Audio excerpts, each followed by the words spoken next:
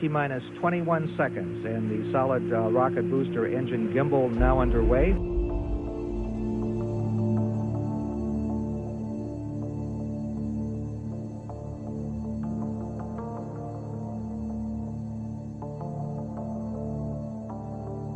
During its 10th launch on January 28, 1986, the Space Shuttle Challenger exploded 73 seconds after liftoff, killing the 7 crew members on board and changing NASA's space program forever.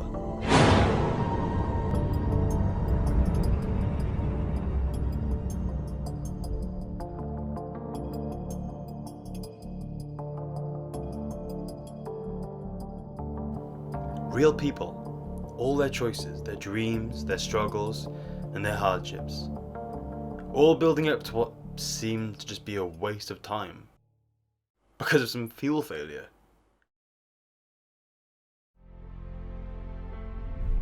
"17 years earlier, in 1969, President Nixon was given a speech in preparation for the possible death of the crew who first landed on the moon.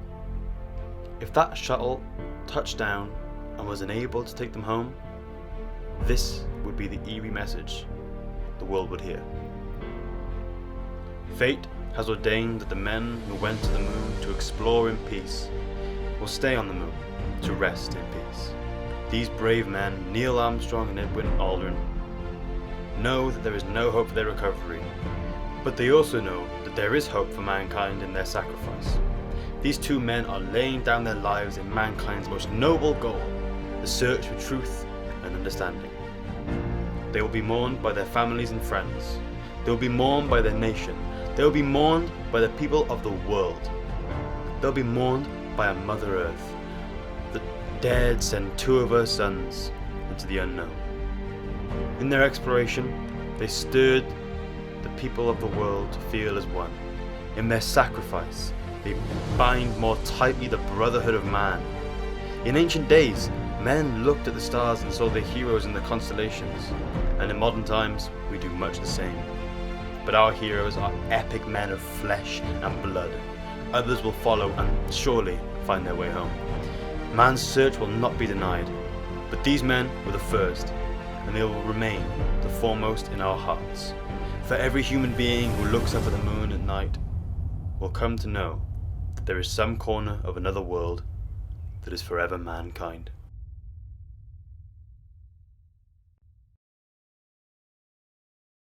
That's terrifying. To think that they would stand there, watching our pale blue dot on that grey rock, waiting to die. No way home. Would they have been remembered as a failure? See, we have a certain bias with these things. Dying in action or dying young, it seems like a failure, like a waste of time, a waste of life, but is it? Is it really a success to die old and weakened? When you simply cannot continue and your heart gives in, your loved one's last memory being an old and withered thing, no purpose, no spark. The same thought process can be thought about people in relationships, like, oh, we broke up, or it wasn't working. After hearing that, you recognize it as a failure, like something from within went wrong, and it ended because of that. So my question is, how do you succeed? Is it dying together? Is that winning? What for though? Was she the one? Did you really dedicate your life to that one person just so it wouldn't fail? No. Just because it doesn't end in death doesn't mean it's a lost cause. Our ultimate goal is love and happiness, and that all arose from our primitive desire to procreate and feel needed. So it is impossible to completely comprehend the idea that just because something ends and you don't like it, it doesn't mean it's bad. Negative emotions and bad circumstances are just as important and beneficial as good things. But our brains aren't capable of accepting that. I mean, I can talk about it just fine, but if I spill my fucking coffee, I'm not going to be very happy. To put it simply, we will crave satisfaction until we die, even though in the grand scheme of things, it's okay to fail. And most of the time, it's actually good.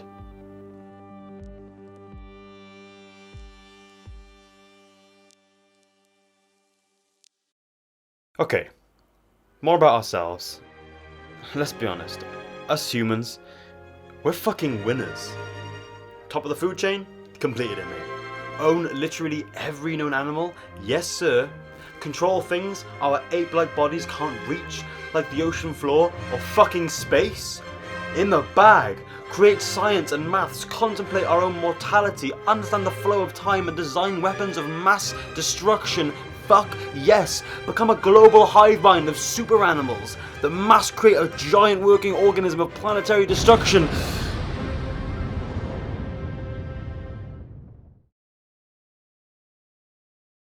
Global warming.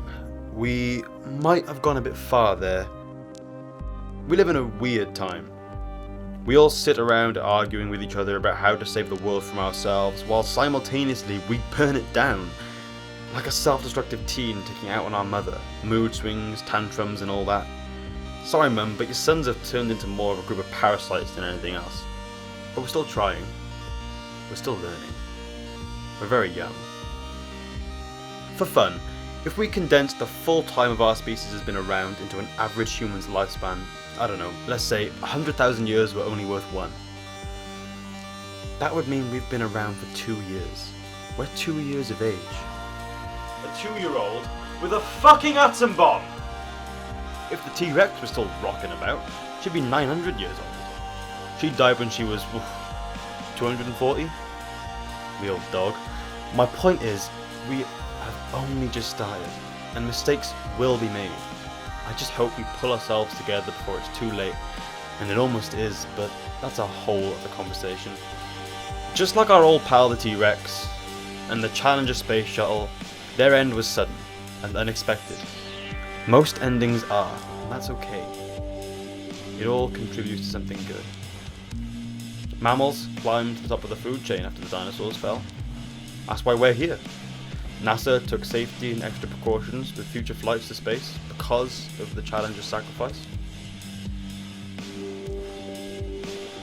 It all contributes to something good. And that's okay. If there's something that you're going through that's painful, a lost one or a relationship that you're coming out of, it's made you stronger. And whatever the next big thing that comes next is, it will always be better.